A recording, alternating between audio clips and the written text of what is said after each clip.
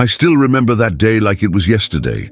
The bright May sunshine, the black graduation robes, the sea of caps being thrown into the air. I had graduated top of my class with honors in business administration. 4 years of sleepless nights, working part-time jobs, and maintaining a perfect GPA had finally paid off. I was beaming with pride as I walked across the stage to receive my diploma, scanning the crowd for my parents' faces. They were there, of course, sitting next to my younger sister, Emily. Mum was dabbing at her eyes with a tissue while Dad recorded everything on his phone.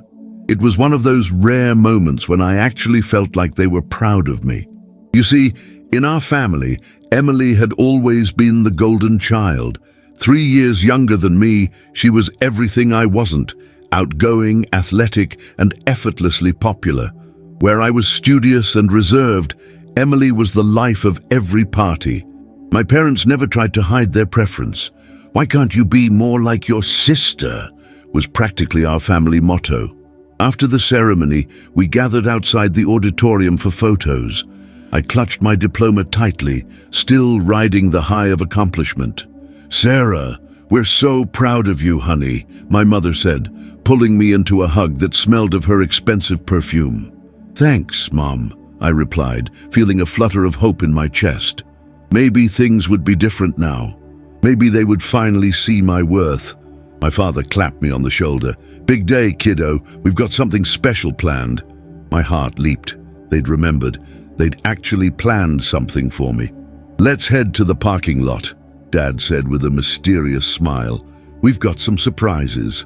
We walked together, my parents flanking Emily while I trailed slightly behind, still in my graduation gown.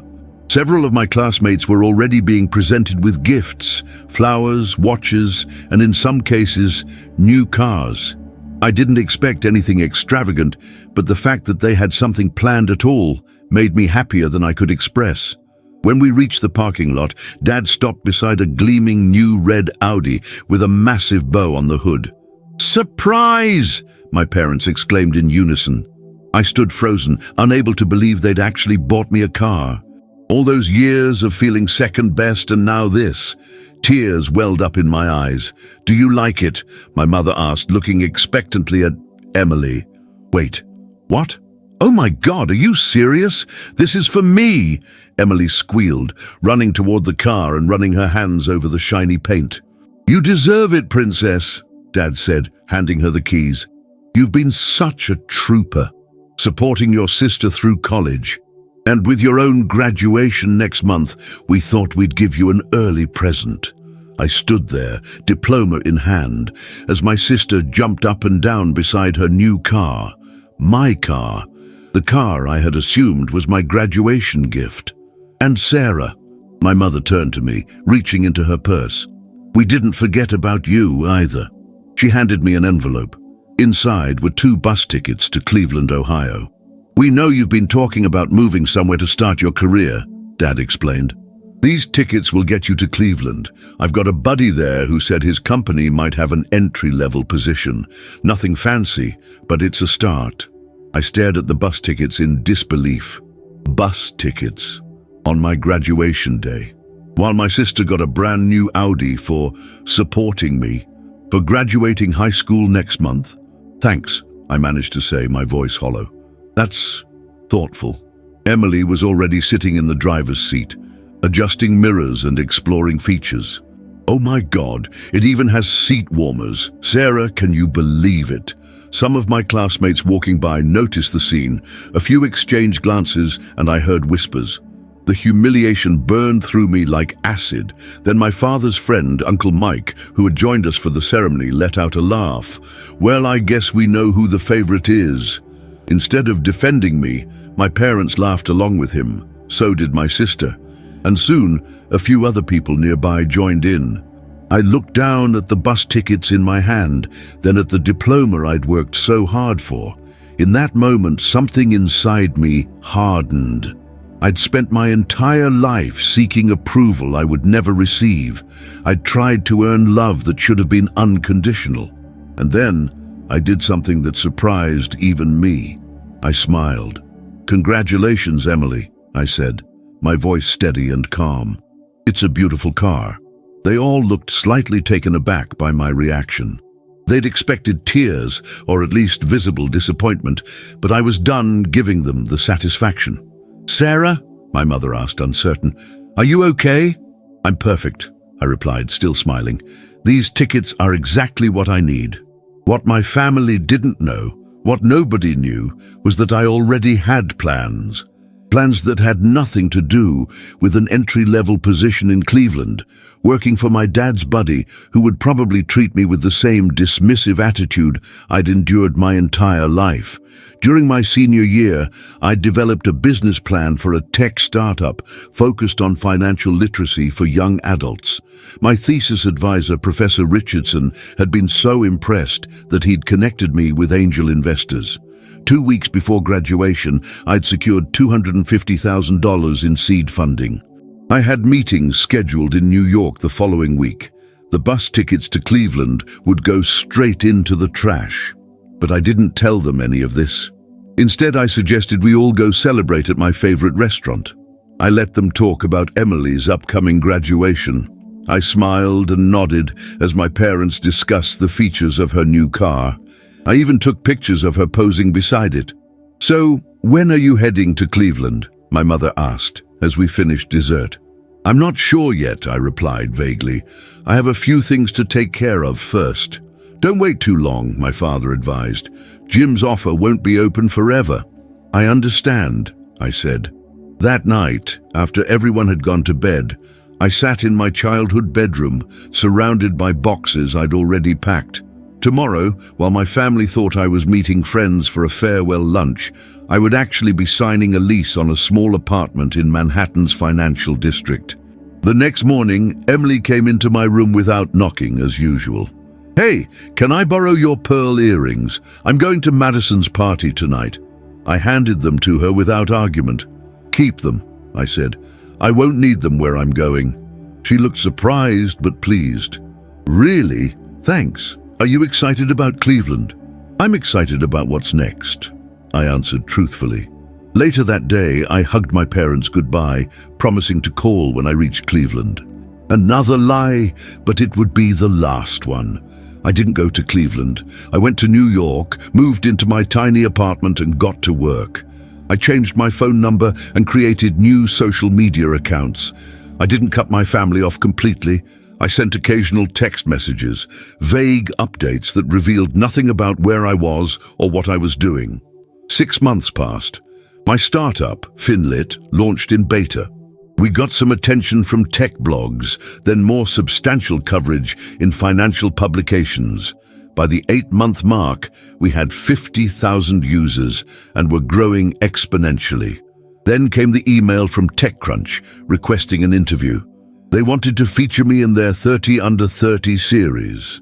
The exposure would be incredible for the company, so I agreed.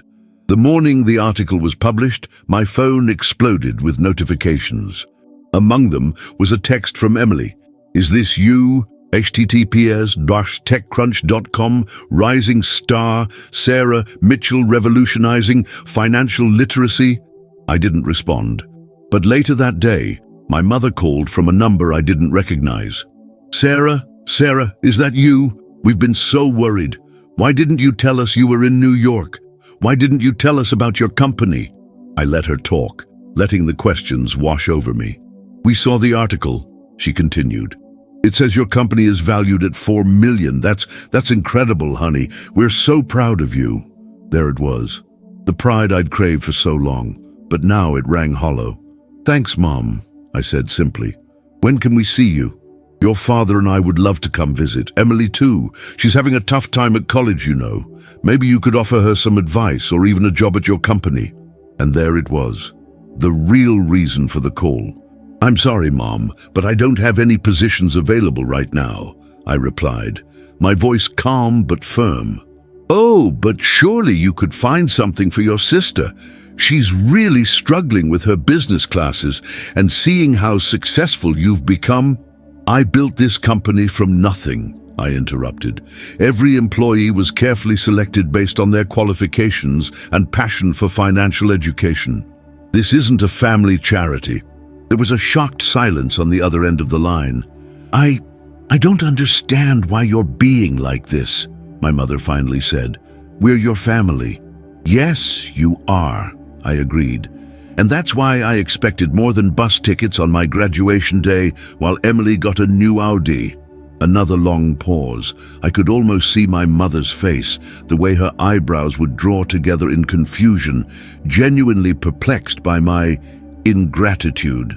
Sarah, that was months ago. Are you still upset about that?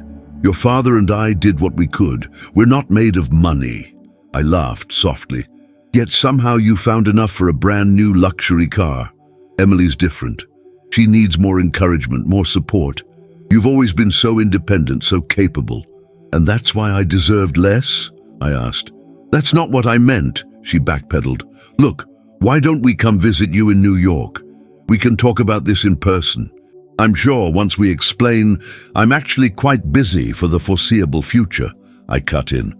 We're in talks with major investors. I can't take time off right now. That part, at least, was true. Finlit was gaining serious traction, and I was in preliminary discussions with several venture capital firms interested in our Series A funding round. Well, when you're less busy then, my mother pressed. Family should be a priority, Sarah. The irony wasn't lost on me. I'll let you know when my schedule opens up, I said, knowing it wouldn't be any time soon. After ending the call, I sat in my office overlooking the Manhattan skyline, feeling strangely empty. The validation I'd once craved from my parents no longer mattered.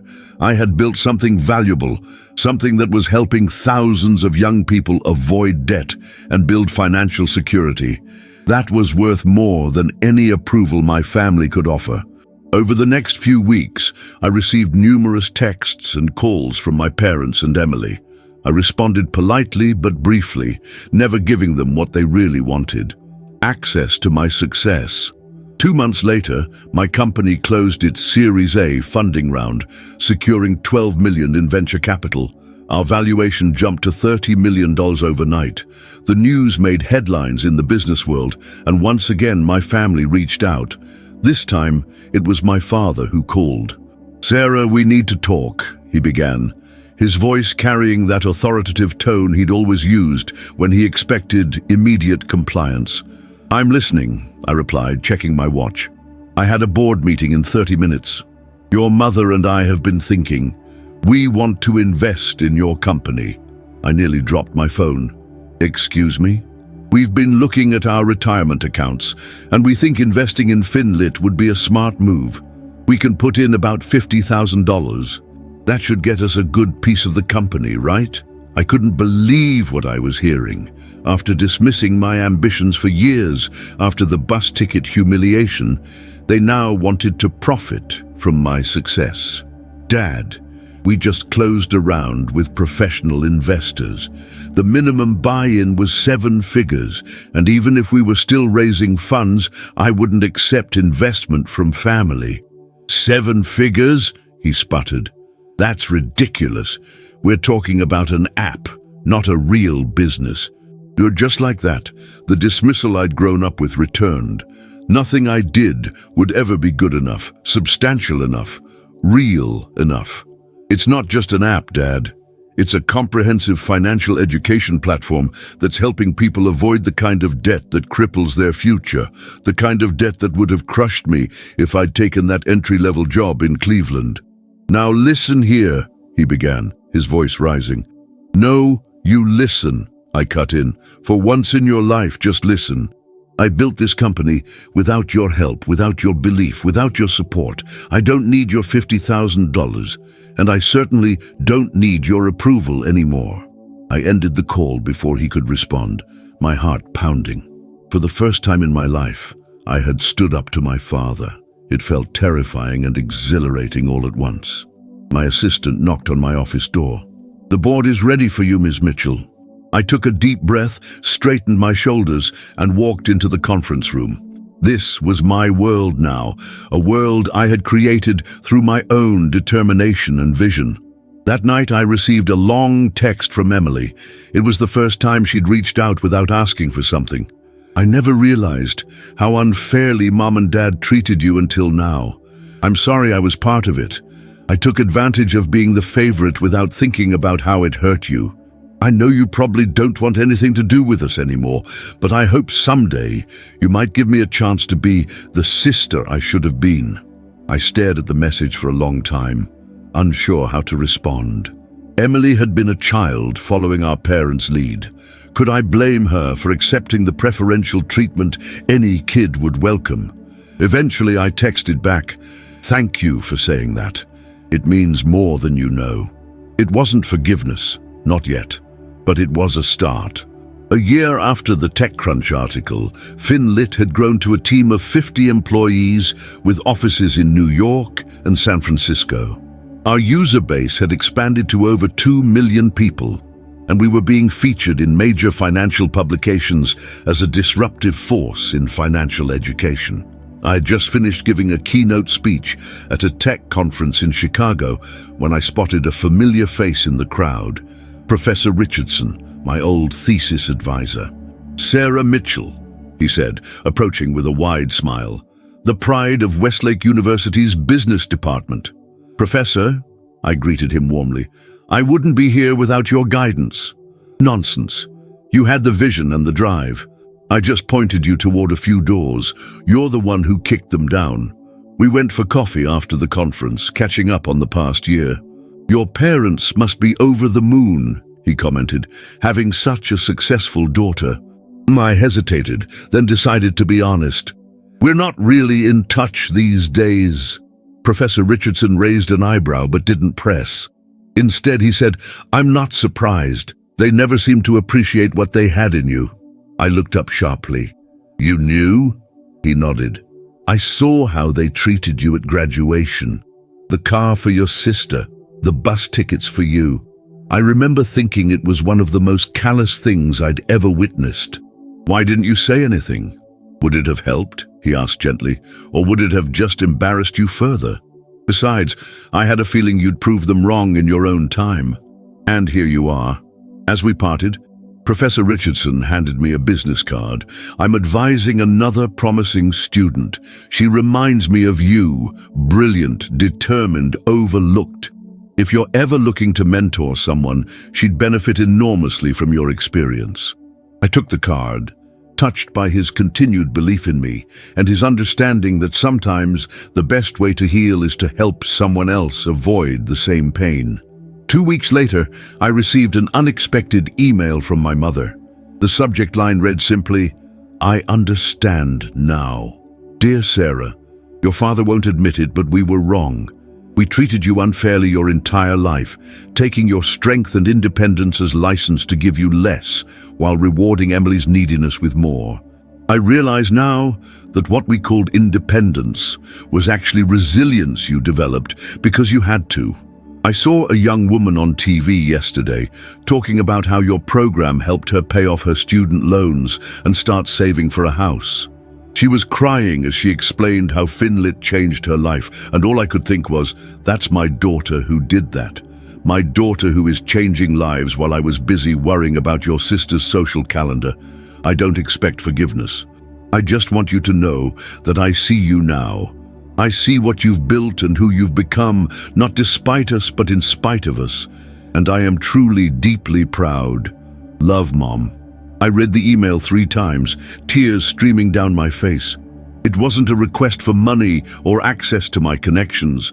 It wasn't an attempt to insert themselves into my success. It was simply acknowledgement, long overdue, but sincere. I didn't respond right away.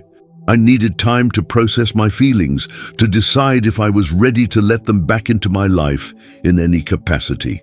That weekend, I had a meeting with Professor Richardson's student Zoe. She reminded me so much of myself at that age. Brilliant ideas, fierce determination, and a family that treated her like an afterthought. I took her under my wing, helping her refine her business plan and introducing her to potential investors. After several weeks of consideration, I finally replied to my mother's email. "Mom, thank you for your email. It means a lot to hear you acknowledge what happened. I've spent the past year building not just a company, but a life I'm proud of. I've learned that success isn't measured by others' approval, but by the impact we have and the integrity with which we live. I'm not ready for a full reconciliation yet, but I am open to small steps. If you'd like, we could meet for lunch next time I'm in town. Just us. Sarah. 3 days later, I received a simple reply. I would like that very much. 2 months later, I returned to my hometown for a conference. I met my mother at a small cafe downtown. The conversation was awkward at first, years of hurt and misunderstanding hanging between us.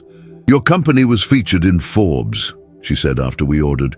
"I've subscribed to all these business magazines now. Your father thinks I've lost my mind." I smiled despite myself. "How is Dad?" "Stubborn as ever. But he's coming around. He watched your interview on Bloomberg twice, though he'd never admit it." By the end of lunch, something had shifted. The wall between us hadn't come down entirely, but there were cracks now, places where light could shine through. As for Emily, we started texting regularly. She had dropped out of business school. It was never my thing, always more your speed, and was studying education instead. When she graduated, I offered her a position in Finlit's education outreach program, not because she was my sister, but because her passion for teaching made her genuinely qualified. Today, 5 years after those bus tickets, Finlit is valued at over $200 million. We've helped more than 10 million young adults achieve financial literacy and independence. I've been named one of Fortune's 40 Under 40 and featured on the cover of Entrepreneur magazine. My parents attended the opening of our new headquarters last month. My father shook my hand awkwardly and said, "You proved me wrong, Sarah. I'm glad you did." Emily runs our national education program now, bringing financial literacy to high schools across the country. She keeps the keys to her old Audi on her desk as a reminder, she says, of how not to treat the people you love. As for those bus tickets, I had them framed. They hang in my office as a reminder that sometimes the greatest gift is being underestimated. Sometimes being handed a ticket to nowhere is exactly the motivation you need to build your own destination. Because success isn't just about proving others wrong, it's about proving yourself right. And I knew how this story would end from the moment I smiled at their gift on graduation day. I knew I would write my own ending, and I did.